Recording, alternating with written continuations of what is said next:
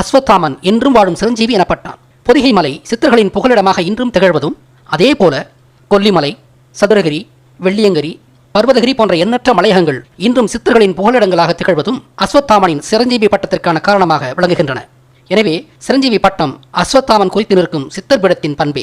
மகாபாரத குருஷேத்திரமான திருநெல்வேலிக்கு அருகாமையிலேயே அமைந்திருக்கும் அகத்திய மலை எனப்படும் பொதிகை மலையே அஸ்வத்தாமன் என்ற பெயர் சுட்டும் ஆசீவகத் தாய்மன். ஆசீவகத் தாய்மன்னை துரோணாச்சாரியின் மகனாக உருவகப்படுத்த வேண்டிய தேவை என்ன? 2 காரணங்கள் உள்ளன. முதலாவதாக, சித்தர் பீடங்களை சிலேடையாக நுண்மையான வழியில் இழிவுபடுத்துவது. எப்படி? சித்தர் பீடங்கள் அரசர்களிடமிருந்து எந்த உதவிகளையும் எதிர்பார்த்திருந்தது இல்லை. அவர்களுக்கு அரசர்கள் ஏதாவது செய்திருந்தால் அது அவர்கள் தன்னிச்சையாக மரியாதையின் பொருட்டு செய்தவை. சித்தர்கள் பொருளுடைமைக்கு ஆசைப்படாதவர்கள். ஆனால் ஆசீவக தாய்மண்ணை குறிக்கும் அஸ்வத்தாமன் என்ற சமஸ்கிருத மகாபாரத பாத்திரம் அரசர்களின் உதவிகளையும் பொருளுடைமையையும் விரும்பி பெற்றவர். அதோடு அஸ்வத்தாமன் துரியோதனன் எனும் தீமையின் பக்கம் நின்றான். ஆனால் சித்தர்களோ நீதியின் பக்கமே எப்போதும் நின்றனர். எனவே அஸ்வத்தாமனின் பாத்திரத்தை கொண்டு சித்தர்களை இழிவுபடுத்துவதே யூத பிராமணரின் நோக்கம். அஸ்வத்தாமன் பாத்திரத்திற்கான 2வது காரணம், சகுனி அடியாட்களை அனுப்பி பொதிகைமலை சித்தர் பீடத்தை அழித்ததை பதிவு செய்வதற்காகத்தான். யூதர்கள் காலம் காலமாக தமிழர்களின் சித்தர் பாரம்பரியத்தின் மீது காழ்ப்பு கொண்டிருந்தனர். எனவே அனைத்து காலங்களிலும் தமிழரின் சித்தர் பாரம்பரியத்தை அழிப்பதையே தங்களது குறிக்கோளாக கொண்டிருந்தனர். மேலும் களப்பிரராக அறியப்படும் யூதர்களின் 3ஆம் நூற்றாண்டிலிருந்து 7ஆம் நூற்றாண்டு வரையிலான ஆட்சி காலத்தில் தமிழகம் எங்கும் இருந்த சித்தர் பீடங்கள் அழிக்கப்பட்டு 10,000கணக்கான சித்தர்கள் மிகவும் கொடூரமான முறையில் கொன்றழிக்கவும் பட்டனர்.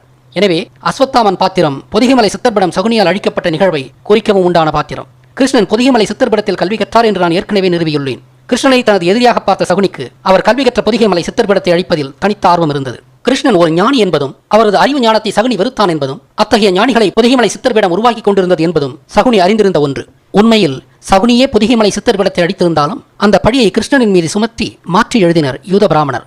அதனாலேயே துரோணாச்சாரி கௌரவர் சபையில் இருந்ததாக கதை கட்டி கிருஷ்ணன் சூழ்ச்சியால் அவரை கொன்றதாக காட்டினர். உண்மையில் துரோணாச்சாரி பாண்டவரோடே இருந்தார். சகுனிதான் இந்த சூழ்ச்சியின் துணை கொண்டு துரோணாச்சாரியை கொன்றான். உண்மையில் கிருபாச்சாரி தான் துரியோதனனுடன் இருந்தவர். கிருபாச்சாரி என்ற பெயரே கிரி என்னும் அவர் வாழ்ந்த கௌரவர்களின் மலைப்பகுதியை வைத்து உருவான பெயர். துரோணாச்சாரி பாண்டவர் பக்கம் இருந்தார். துரோணாச்சாரி என்பது அவர் வாழ்ந்த தரைப்பகுதியை வைத்து உருவான பெயர். பாண்டவர்களும் தரையில் விவசாயம் செய்தார்கள். எனவே பாண்டவர் பக்கம் இருந்தவர் துரோணாச்சாரி, கௌரவர் பக்கம் இருந்தவர் கிருபாச்சாரி. திட்டமிட்டு உருவாக்கப்பட்ட குளறுபடிகளையும் பொய் வரலாற்றையும் வரலாற்று சூழலை புரிந்து கொண்டே கட்டுடைக்க வேண்டும். மகாபாரதத்தை தமிழிலிருந்து சமஸ்கிருதத்துக்கு மொழிபெயர்த்தவர்கள் யூதர்களாயிற்றே. சாரமாக, துரோணாச்சாரி ஒரு கொல்லர், வில்வித்தையில் தேர்ச்சி பெற்றவர். குருகுலத்தில் படித்ததால் பிராமணர் என்று அழைக்கப்பட்டார். அவர் தொழில்நுட்பவாதியாகியால் ஆசாரி என்று அழைக்கப்பட்டார். ஆச்சாரி பட்டம், ஆச்சாரம் எனும் வாழ்முறை, பூநூல் என்று எல்லாமே தமிழிடமிருந்து யூத பிராமணரால் களவாடப்பட்டது. துரோணாச்சாரியின் மகனான அஸ்வத்தாமன் என்ற பாத்திரம் ஆசீவகத்தின் தாய்மண்ணாக கருதப்பட்ட பொதிகைமலை சித்தர்பீடமே. மகாபாரதம் நடக்கும்போது அது சகுனியால் அழிக்கப்பட்டு அந்த செய்தியை பயன்படுத்தி துரோணாச்சாரியை அதிர்ச்சியால் நிராயுதபாணியாக்கி அவர் தியானத்தில் இருக்கும்போது அவரை கொன்றான் சகுனி.